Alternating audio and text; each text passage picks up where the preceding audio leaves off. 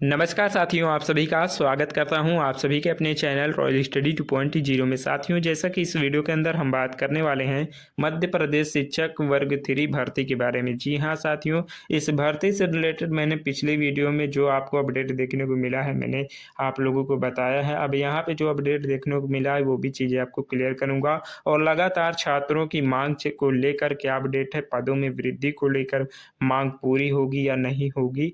और यहाँ पे जो छात्रों का सबसे बड़ा डाउट है, काफ़ी छात्र यहाँ पे मेरे पास कमेंट किए थे कि फॉर्म भरते समय स्पेशल एजुकेटर टिक हो गया तो हम क्या करें। यहाँ पे हमें जो सब्जेक्ट चूज़ करना था उसमें जो है टिक हो गया था, तो क्या करें हम। तो आप लोगों के लिए भी मैंने सॉल्यूशन लेकर आया हूँ साथियों। आप लोगों का यहाँ पे जो है आप इसको एडिट कर सकते हैं या नहीं कर सकते हैं, तो ये चीज़ें भी क्लियर करूँगा। तो पोस्ट बढ़ने पर आपकी कट ऑफ में भारी गिरावट भी देखने को मिल सकती है, जो अभी तक मैं कट ऑफ आप लोगों को बताते चला आ रहा हूँ। तो कट ऑफ आप लोगों की गिरने के बहुत ही ज़्यादा चांस है यदि पोस्ट बढ़ते हैं तो। तो आपकी कट ऑफ गिरेगी तो जिनके कम नंबर भी हैं तो उनको भी सिलेक्शन का मौका मिलेगा। तो आइए चीज़ें आप लोगों को क्लियर करते हैं। उससे पहले एक छोटी सी रिक्वेस्ट है आप सभी छात्रों से कि जो भी साथी इस वीडियो को लाइक नहीं किया, चैनल को सब्सक्राइब नहीं किया तो ज़रूर से कर दीजिए और इस वीडियो को अपने दोस्तों के साथ शेयर ज़रूर कीजिएगा। टेलीग्राम को ज्वाइन कर लीजिएगा। जो भी अपडेट होती है मैं टेलीग्राम के माध्यम से ही आपको अपडेट करता रहता हूँ। तो चलिए वीडियो को स्टार्ट करते हैं, एक एक करके सभी स्टूडेंट का डाउट क्लियर करते हैं।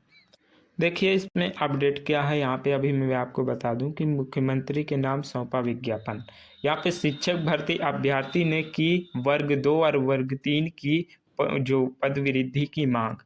अब यहाँ पे मध्य प्रदेश शिक्षक भर्ती 2025 में पदों की संख्या वृद्धि करने की मांग को लेकर अभ्यर्थियों ने मुख्यमंत्री के नाम जिला कलेक्टर के ज्ञापन सौंपा। उनसे कहा, अभ्यर्थियों का कहना है कि हाल ही में हुई मध्य प्रदेश और प्राथमिक शिक्षा चयन परीक्षा में पदों की संख्या बहुत कम थी और कम भी है साथियों, बहुत ही कम थी, जिसके कारण कई योग्य उम्मीदवार परीक्षा पास करने के बावजूद चयन से वंचित रह गए। ज्ञापन क्या है यहाँ पे आप तो दिखा देते हैं। ज्ञापन में इन्होंने कहा गया है कि शिक्षा विभाग में रिक्त पदों की जो संख्या है काफ़ी अधिक है, यानी कि आपकी जो रिक्त पदें हैं लगभग 75,000 रिक्त आपके पद हैं। इसको और इसमें से घटाकर हमारे पदों में ऐड किया जाए, तो ये छात्रों का मांग है और होनी भी चाहिए साथियों। और पद भर्ती, जो भर्ती में पदों की संख्या बढ़ना बेहद ज़रूरी है। इससे न केवल बेरोजगार युवाओं को रोजगार मिलेगा बल्कि प्रदेश की शिक्षा गुणवत्ता में भी सुधार होगा।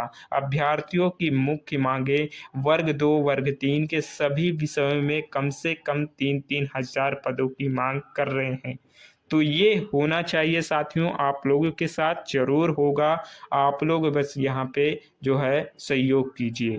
तो आपकी वैकेंसियाँ कम से कम यहाँ पे आपकी 5-6-7 हज़ार आराम से बढ़नी चाहिए साथियों।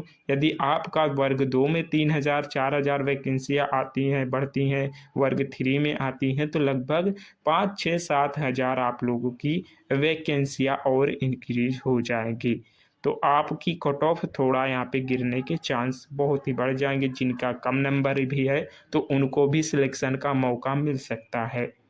तो चीज़ें यहाँ पे क्लियर हो गई वैकेंसी इंक्रीज को लेकर कि हमारे वर्ग 2 में वर्ग 3 में जो हमारी कम से कम यहाँ पे छात्र मांग कर रहे हैं कि 3-3 हज़ार वैकेंसी इंक्रीज होनी चाहिए।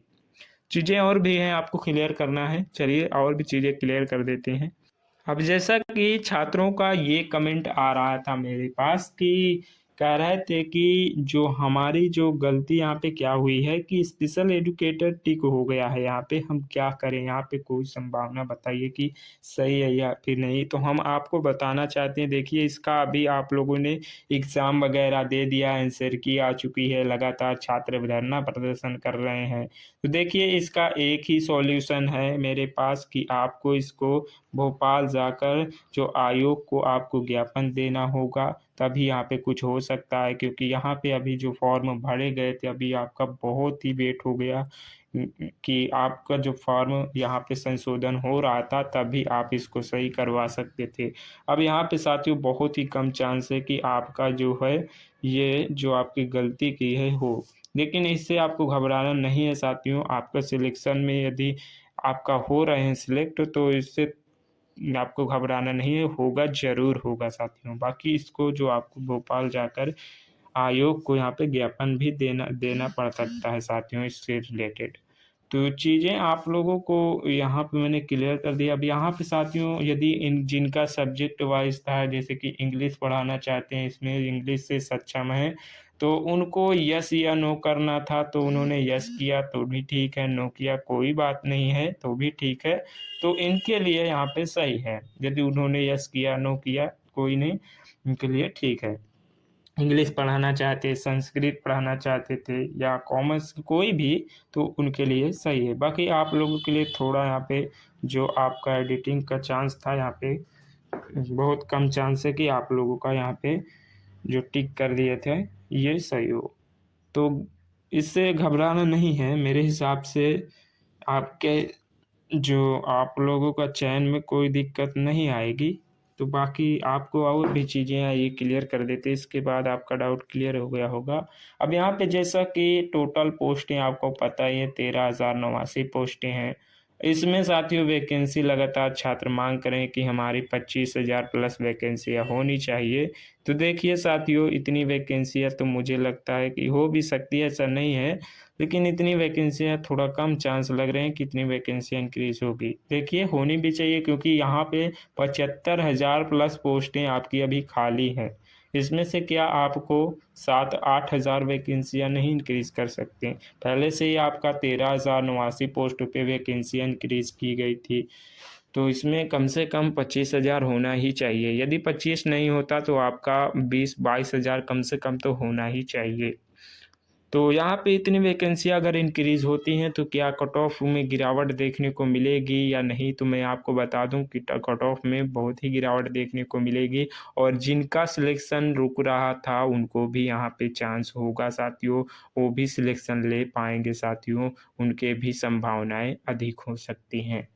रिज़ल्ट की क्या इन्फॉर्मेशन? रिज़ल्ट का इन्फॉर्मेशन अभी तक यही है कि लास्ट दिसंबर तक आपका रिज़ल्ट आ सकता है। अगर देखिए रिज़ल्ट थोड़ा ही देर होता है, बहुत ही देर होता है, आप लोगों के लिए ही फ़ायदा है, क्योंकि अदर वैकेंसियाँ जो आपकी एलएसए हो गया, एलडीसी हो गया, वीडियो हो गई, तो इन सभी की, और आपका एमपी जो आपका पुलिस का हो गया, राजस्थान पुलिस हो गया, इन सभी की वैकेंसी अभी चल रही है। उसमें आप लोगों की उन उन छात्रों ने इसमें भी फॉर्म अप्लाई किया है, और इसमें जो है अगर वो सिलेक्ट हो जाते हैं, एमपी पुलिस हो गया, वीडियो में हो गया, इसमें वो लोग ऑलरेडी सिलेक्ट हो जाते हैं, तो इसमें वो लोग नहीं आ पाएंगे, क्योंकि एक आदमी को एक ही पोस्ट मिल सकती है, चाहे वो एमपी पुलिस में ले ले या फिर वीडियो में ले ले। यदि इसमें फॉर्म अप्लाई किया इन सभी में, तो एक ही पोस्ट उसको मिल सकती है। तो इसी वजह से मैं कह रहा हूँ कि आपकी एमपी टेट की जो आपकी रिज़ल्ट है ये आपका देर से आता है, तो आप लोगों के लिए ही फ़ायदा होने वाला है। चीज़ें और भी क्लियर करनी है आप लोगों को, जैसा कि आप लोगों की 13,089 पोस्टें हैं, इसमें से आपकी वैकेंसियाँ जैसे कि अतिथि शिक्षक 4,060 हों, स्कूल शिक्षक विभाग 10,150 है, गैर अतिथि शिक्षक 4,440, विकलांग पद के लिए एसटी कैटेगरी में 1,650 पोस्टें, वहीं पे आपका 2,939 जनजातीय और आपका अतिथि शिक्षक 1,459, गैर अतिथि शिक्षक 1,470। ये आपकी जो वैकेंसियां हैं विभाजित की गई है कैटेगरी वाइज, कौन से विभाग में कितनी वैकेंसी हैं, चीज़ें आपको क्लियर हो गई होगी। और भी चीज़ें हैं आपको क्लियर कर देते हैं साथियों। जैसा कि किसी कैंडिडेट का कह रहे थे कि हमारा जो, मैंने अभी आपको बता दिया ये चीज़ें, फिर से रिपीट किया। अब जैसा कि ये चीज़ें तो पता ही है आप लोगों को कि फॉर्म टोटल 1,11,000 के करीब अप्लाई किया गया था, और केवल यहाँ पे 96,000 ही कैंडिडेट यहाँ पे अपना एग्ज़ाम दिए थे, और कंपटीशन केवल नाम मात्र का होगा। यदि आपके पोस्ट बढ़ते हैं तो कंपटीशन कम हो जाएगा, चीज़ें आपको पता ही हैं।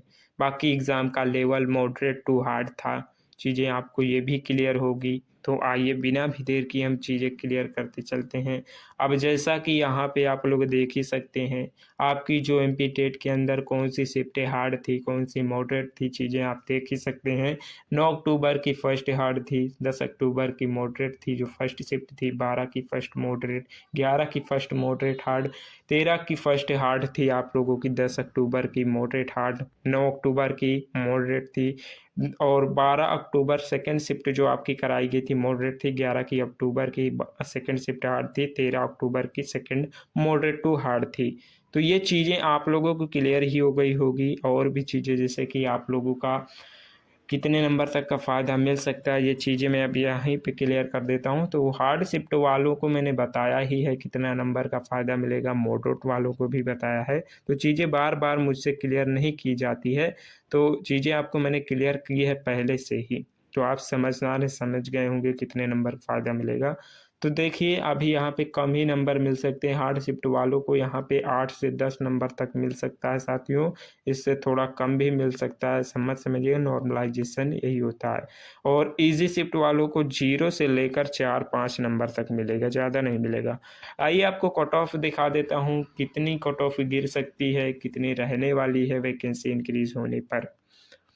जैसा कि यहाँ पे आपके नॉन गेस्ट फैकल्टी की बात करूँ तो यहाँ पे आप समझिएगा मेल कैंडिडेट का जो कट ऑफ है, देखिए वैकेंसी बिना इंक्रीज हुए आपकी कट ऑफ यही रह सकती है, यहाँ पे 2-3 नंबर आप माइनस कर सकते हैं।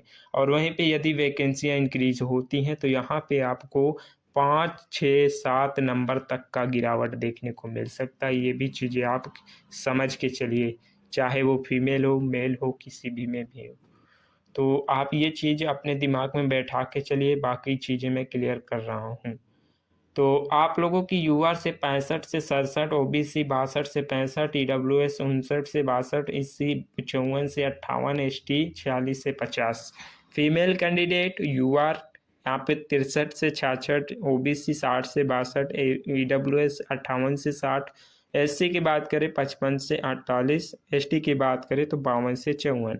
आप लोगों की यदि वैकेंसियाँ इंक्रीज होती हैं तो आप लोगों को 6, 7, 8, 9 नंबर तक भी माइनस करना पड़ सकता है।